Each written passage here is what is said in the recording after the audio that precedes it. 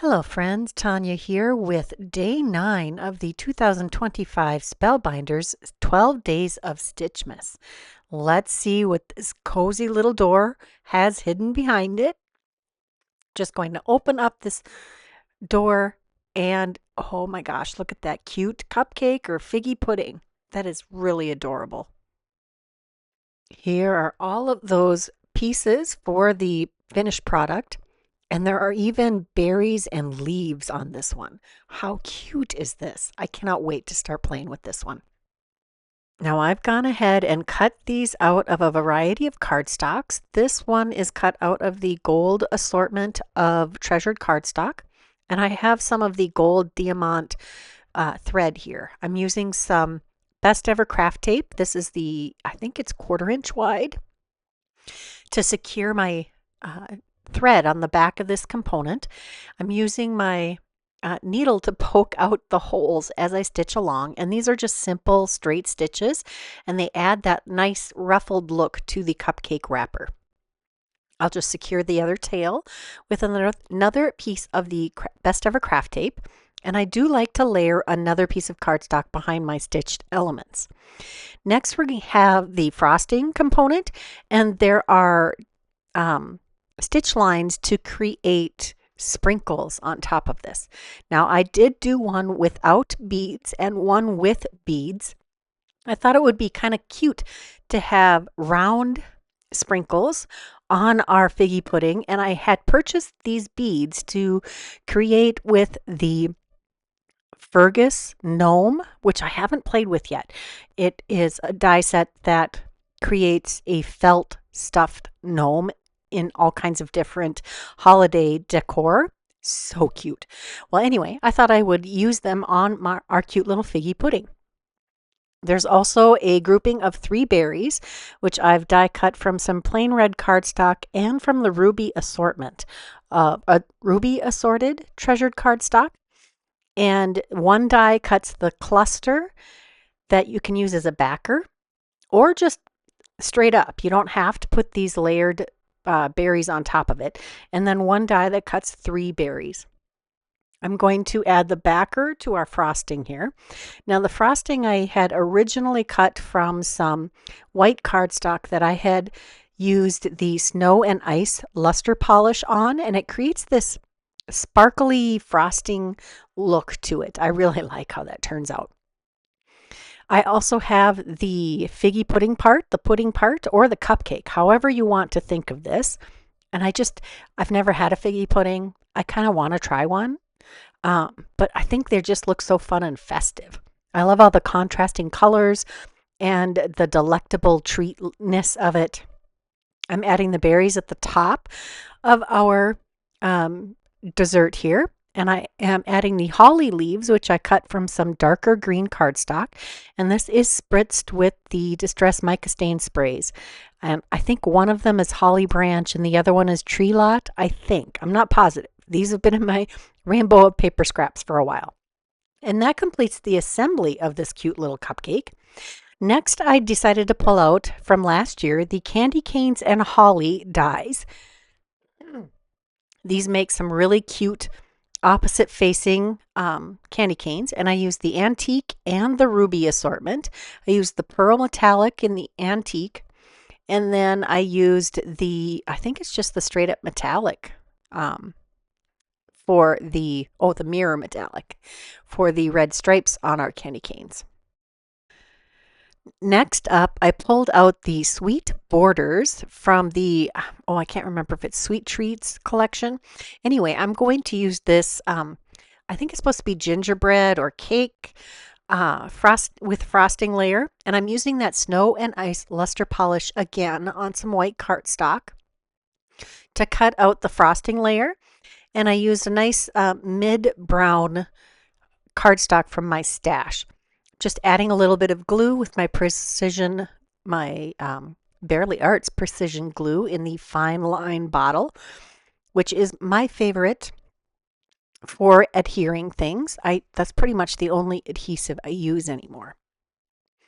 Now that I have those layers perfectly put together, I love how they work together. Isn't that cute?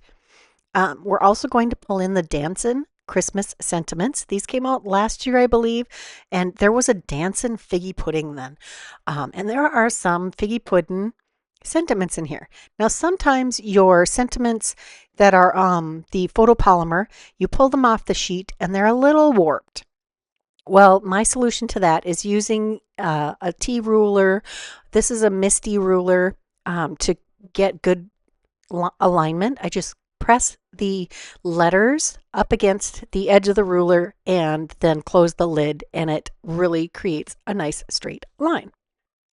I'm stamping this sentiment with VersaFine Clara Nocturne ink on some heavyweight white cardstock scrap, and I'm going to stamp it 2 or 3 times so I get a good solid inking before I use my clear embossing powder to create a lovely raised embossed sentiment. This is going to go on the front of the card, and you can see more sentiments on the side there that I had contemplated using.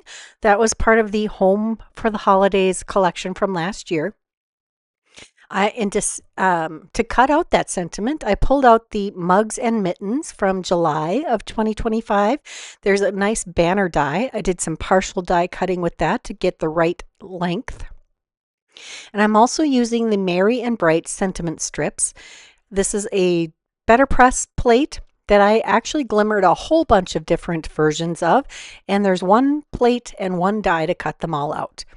Next, we have the Waffle Cone 3D embossing folder that came out in the same collection as the Sweet Borders.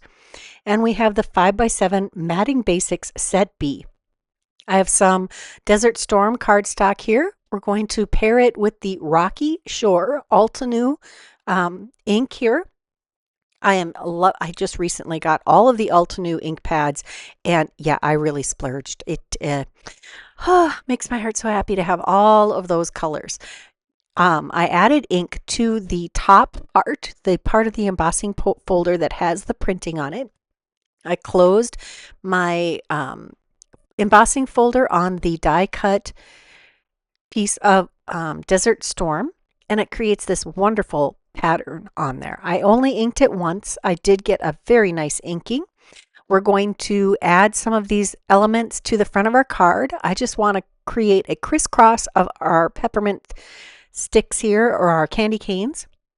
And then I'm going to layer on the Sweet Border banner here. I want to create a little landing spot for our figgy pudding. And I've added extra cardstock behind the strip here in strategic spots so it would rest evenly across the candy canes. I'm going to trim off the extra so that it lines up with the borders of our waffle cone embossed panel. I've added extra cardstock on the back of this, and then we're going to layer this onto a 5x7 side folding card base. This is out of heavyweight white cardstock. I've added a couple layers of extra cardstock behind our little figgy pudding. And now it's going to be time, after I get this lined up properly, I'm going to put my heavyweight block on there to let it dry. I've added extra cardstock strips behind these sentiment banners, and we're just going to layer both of these. It's going to say Merry Christmas, which is foiled in, I believe that's foiled in polished brass. And that says Merry Christmas. And then we're going to add the To My Favorite Pudding to the front of the card. And I think that fills out the front of the card quite nicely. Next, we're going to take a couple more sentiments from the Dancin' Christmas sentiments, and I'm going to stamp those on the inside of our card. I have it set in the Altenew 2.0 stamp wheel, and I have one of the Stampin' or the guides, one of those acetate sheets in the corner there, so I can reline up our cardstock if it decides to pop out, which it usually does when I'm lining things up and haven't stamped yet. My stamps usually pull my cardstock off of the sticky mat. Now that I have those sentiments stamped on the inside of the card, I'm taking the berries and the greenery from our day 9 our die set, and I'm just going to fill these in until it looks really cute. So the inside of our card says, "Sending gingerbread hugs and holiday wishes. May the little things bring you joy."